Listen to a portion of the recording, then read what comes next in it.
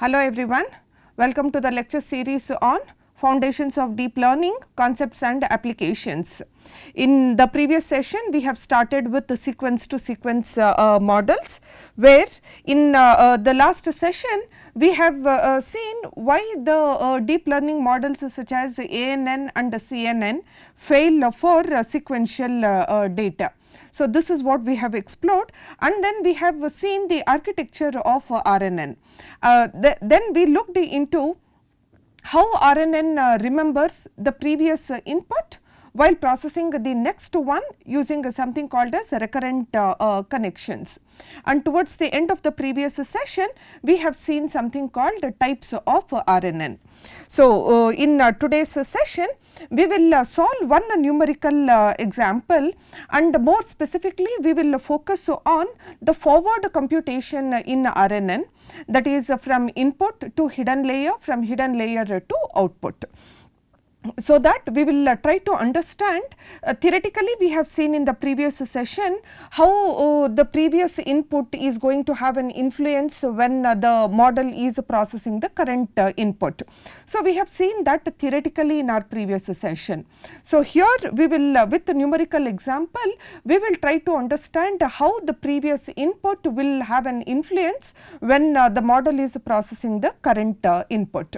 So, we will look into this particular example. So, what is this example is all about? We have last 2 weeks data from Monday to Friday. So, there is a shop owner who wants to understand how many items will be sold for Monday, so that if there are any precautions that the shop owner has to take, the shop owner will decide accordingly.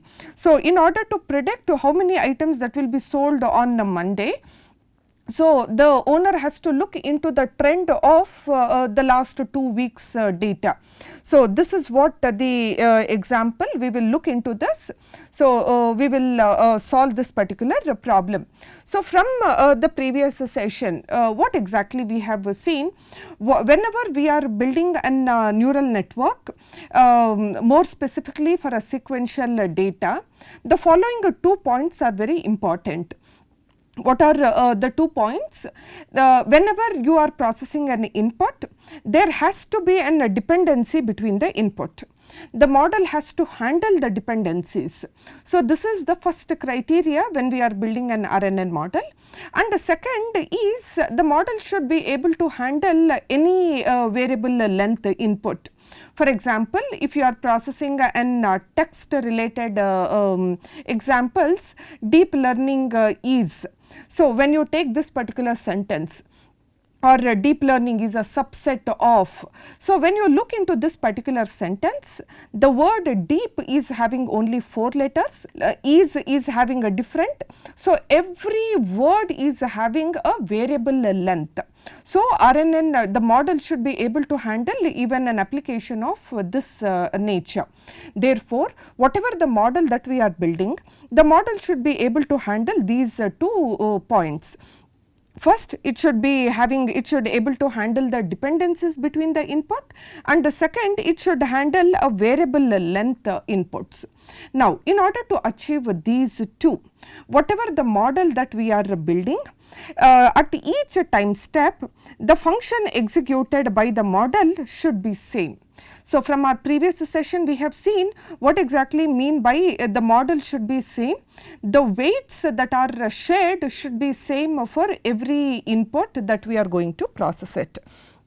So, this is what the quick revision of what has happened in the previous session, and this point is needed in order to solve the example.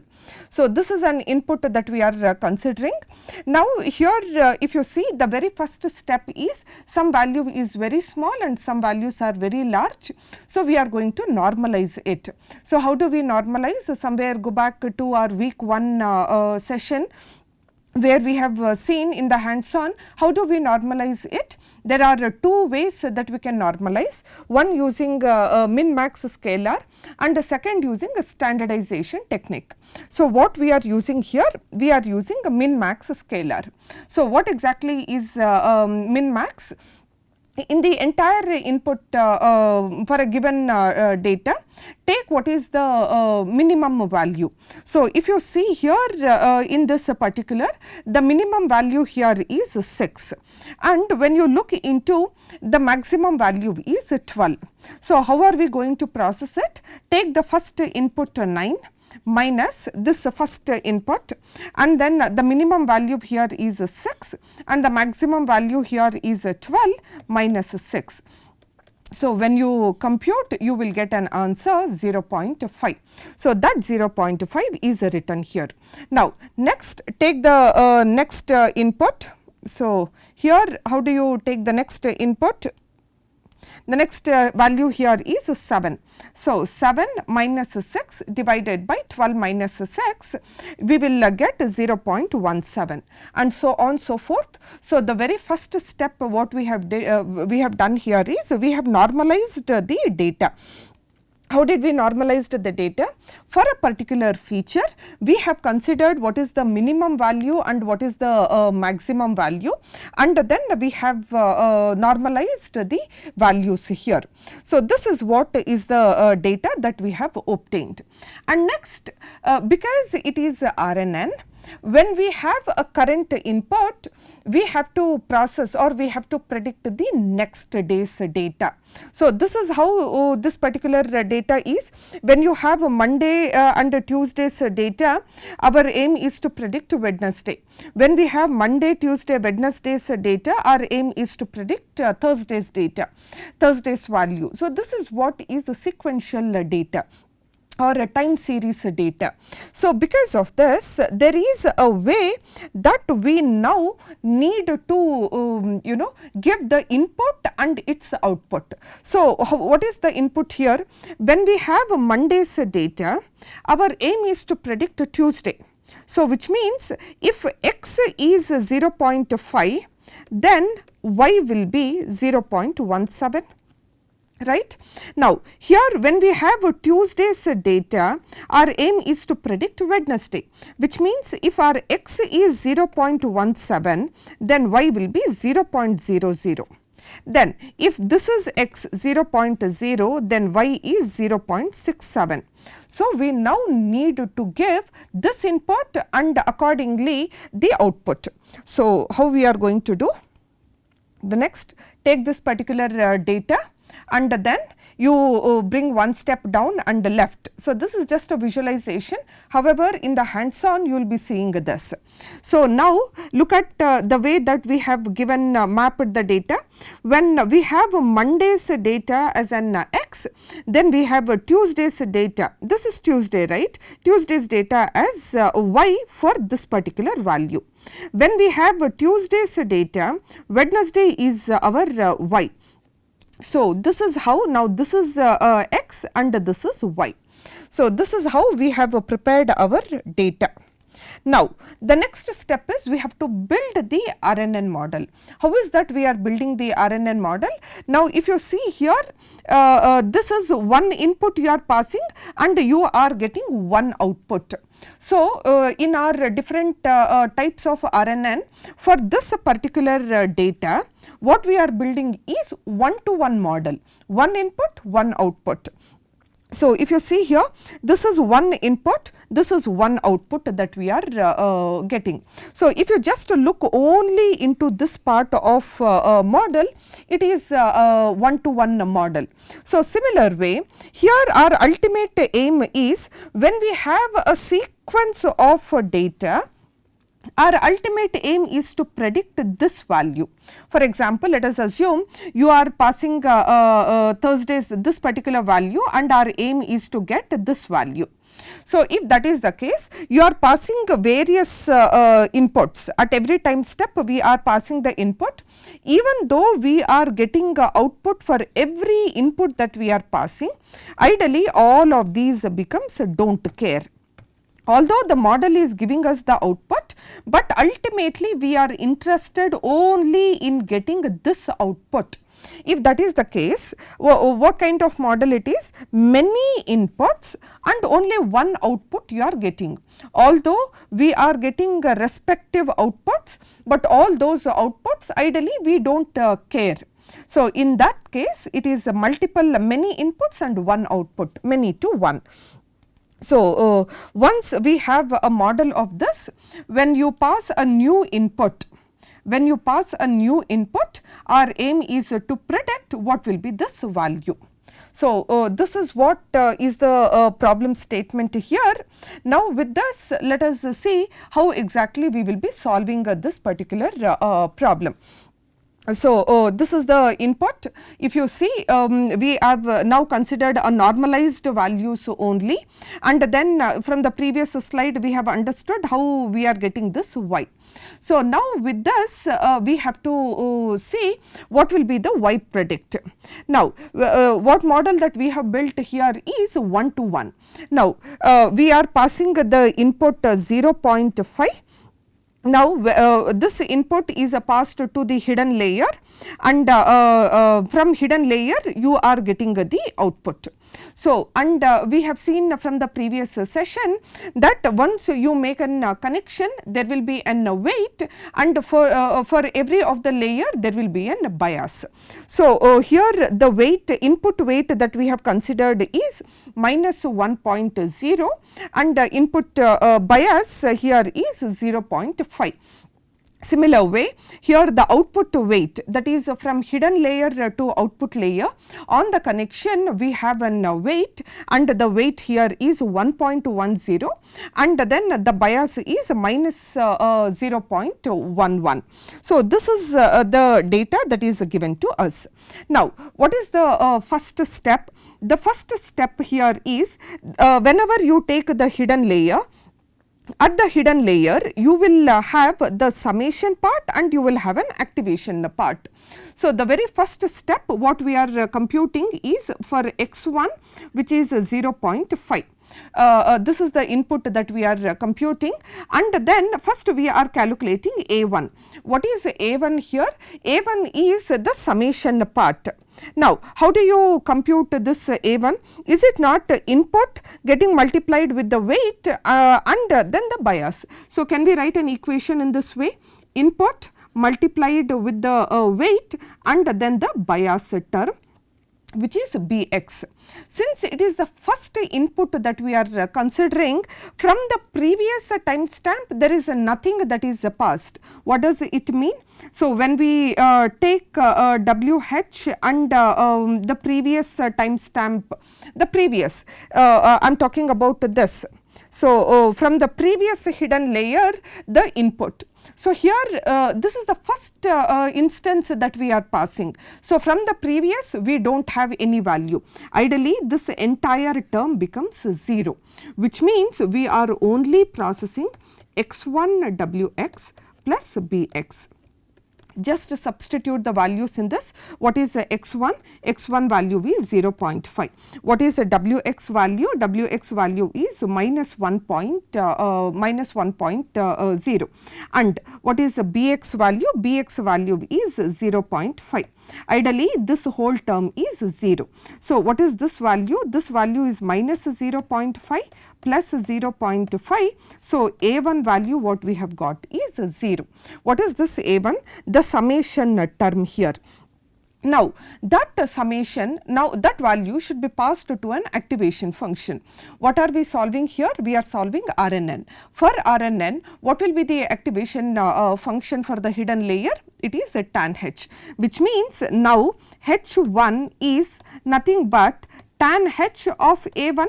Correct? A1 is your summation term. That summation term is passed to tan h. So, what is the tan h? E power x minus e power minus x divided by e power x plus e power minus x. This is the formula that we have. So, just substitute the values. It is e power x is nothing but 0 minus e power minus 0 plus e power minus 0. So, when you substitute in all of this, you get the value 0. So, h1 value what we got is 0. Now, with this we have to now go to y hat. the predicted one, y1 hat is what we are predicting. So, how will you compute this y1? So, y1 is nothing but whatever the h value h1 that you have got, that you will multiply with the output weight and the bias term. What is this whole because h1 is 0, this whole term becomes 0 plus what is the bias? The bias is minus 0.11. So, y1 hat is minus 0.11. Now, here also you have the summation and you will have an activation function. So, this value what you have got is the summation. Now, this entire is passed to an activation function. Now, if you look into this problem statement, what is this problem that we are solving? We are predicting a number. If you are predicting a number at an output layer, what activation function we will be using? Linear activation function. So, what is a linear activation function? F of x equal to x. F of minus 0.11 will be minus 0.11. So, y1 hat what we have got is minus 0.11. So, this is how we have computed. So, this value is minus 0.11. So, this is what we have computed so far.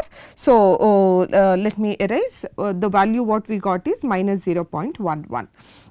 Now, let us proceed with the next input. So, this is the next input that we are passing. What is the next input we are considering? 0.17. So, how will you calculate? So, since we have already seen, now for x2 we are taking 0.17. So, what is the first step? We are computing this summation part A2. So, A2, what is the formula? It is x2 multiplied with weight, and then we have now the previous when the model is processing this particular input, it has to consider even the previous input also. So, how is that you will be computing the previous input? Where is previous input? The previous input is this. Now, you cannot have a direct connection, that we have already seen it. So, let us not repeat it. So, we will not be looking into this direct connection. Then, what is the only way that you will be reaching to this x1? You will be reaching through the h1. So, which means h1 is also passed as an input when the model is processing this x2. So, how is that you will be writing? It is the previous input is h1 and that gets multiplied with its associated weight wh plus the bias term bx. So, look into this, how exactly we will be solving. A2 is when we are computing this A2 is the current input x2 getting multiplied with its weight wx. Now, it will consider even the previous input also. The previous input, this is the recurrent connection, right. So, h1 getting multiplied with its weight wh and the bias term. So, substitute the value 0.17, what is wx is minus 1.0. When you are processing the current input x2, we are considering the previous input also. This is what is this term. What is the h1 value? The previous h1 value was 0 and the wh value here is 1.0 plus the bias term here is 0.5. So, A2 when we solve each of these values, and then we will be seeing that A2 when you compute this A2 value what we are getting is 0.33. Now, this is what is the summation term. This H2 is now the activation, the value A2 passed to tan H. So, tan H of A2. So, for tan H you now give 0.33. So, H2 value will be approximately equivalent to 0. This is the value that you get. So, what is the e to the power of x minus e to the power of minus x? So, in this x value you substitute 0.33, then this is the H2 value that we are getting. Now, so we have obtained this value. Now, from this we have to predict y2 hat. What is y2 hat? Some activation function H2 getting multiplied with its weight and then the bias term, and this f here is a linear activation function. So, y2 is, what is H2? 0.1385, w value is 1.10 plus the bias term here is minus 0.11. So, when you compute, when you calculate this whole term, you get 0.2404. Now, that is passed to an activation function. What is activation function here? Linear activation function. So, y2 what we get is 0.2404. So, y2 predicted value is 0.2404. So, this is what we have computed. So, similar way, now let us compute, I hope the learners here have understood how we are calculating. So, with this let us start calculating. So, you can take a pen and a paper and you can also start calculating. I will also start solving this particular problem. So, now x3 is what we are considering. X3 value here is 0.0. So, this is x3 value that we are considering. Now, what is x3? The first step is A3 is what we are calculating. So, what is the formula? X3 getting multiplied with its weight Wx plus the previous term. What is the previous? When you are computing x3, then the previous input is x2. So, you will be writing H2, right, and WH plus the bias term. So, just substitute the values. Since this value is 0, this whole term becomes 0. What is minus 1.0? What is H2 from the previous? It is 0. This is what is the previous, and its weight is and bias term is 0.5. Just substitute the values, you will be getting A3 value as 0.8185. This is A3 value that we have obtained. Now, this has to be passed to tan H. So, now H3 is tan H of A3. So, H3 when you pass 0.8185, when you pass this, H3 will be approximately equivalent to this. So, you can just substitute the values and then you will be seeing, you will be getting this particular value. Now, with this we have to calculate y3 hat. Y3 hat is an activation function H3 multiplied with the output plus the bias term. So, since this is a linear activation, first let us compute this 0.6743. What is the weight here? The weight is 1.10 plus the bias term is minus 0.11. So, y3 hat what we are going to get after we compute this, we get this value. Okay, that has to be passed to an linear activation function. So, y3 value is 0.6317.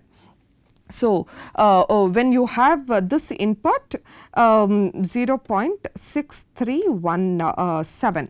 So, the previous value what you got is 0.2404 and this value what you have got is minus 0.11.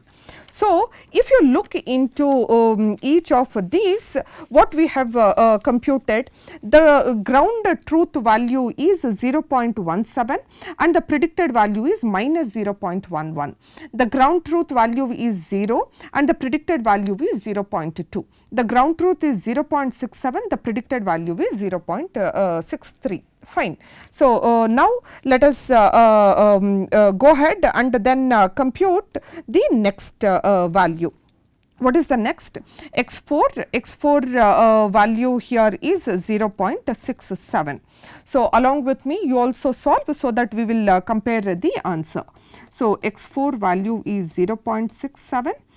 So, first step is A4 has to be computed. It is X4 multiplied with its weight, then the previous term, that is if you are computing X4 we need X3. How do you get X3? From H3 and its associated weight plus the bias term.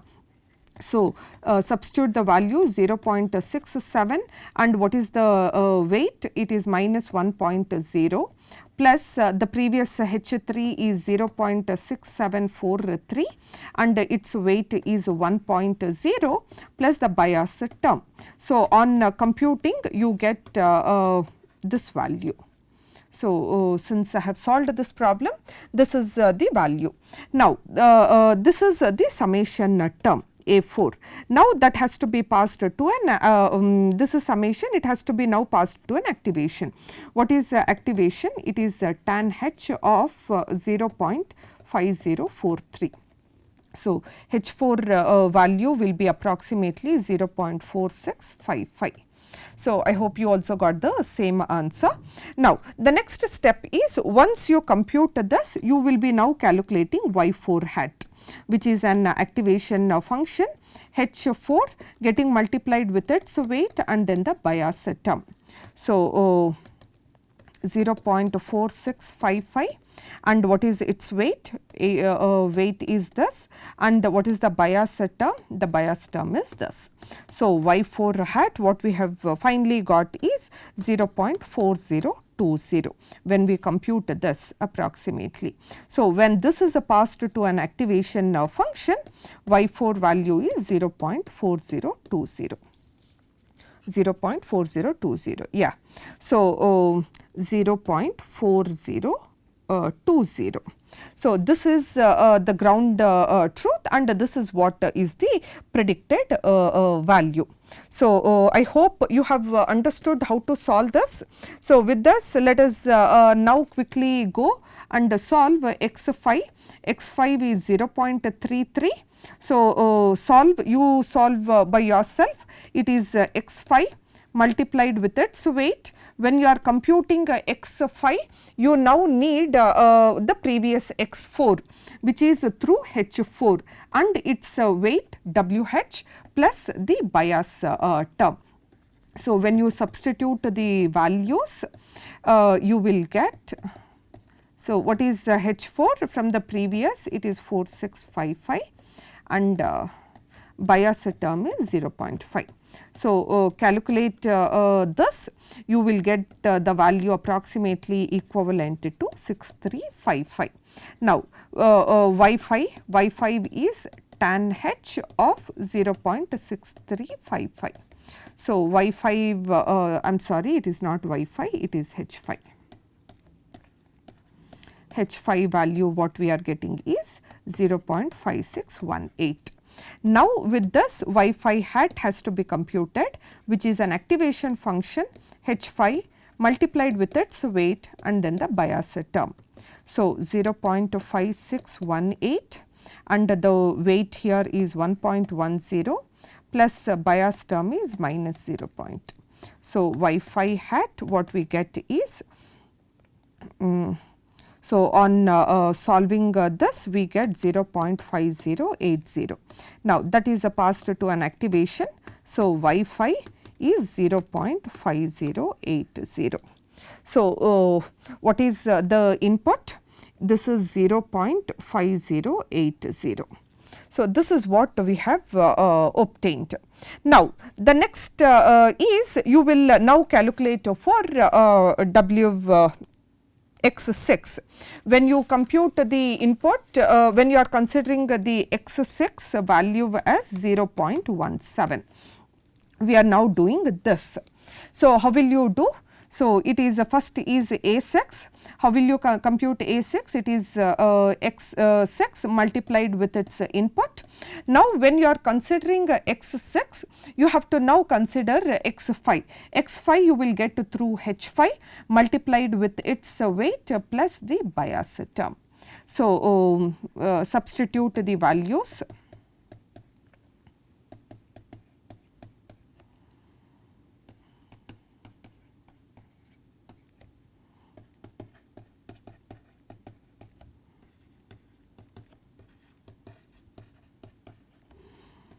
With this you will calculate this is A6 we got, which is a summation term. Now, you will pass it to an activation which is a tan h of A6.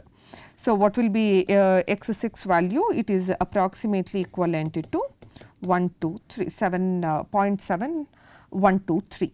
With this Y6 hat you will compute, which is an activation H6 multiplied with its weight plus bias term. So, Y6 when you substitute the values, you will get 0.6735, and when you pass this to an activation, Y6 hat is 0.6735. So, when you have passed 0.6735, this is the value that we have obtained. So, with this let us quickly get into X7. Intentionally I am showing every step so that it will be clear to you. We are computing X7, so we require H6 WH plus BX. So, A7 value, just substitute the values in this. A7 is 3823, and then H7 will be tan H of A7, which will be H7 is approximately equivalent to this value.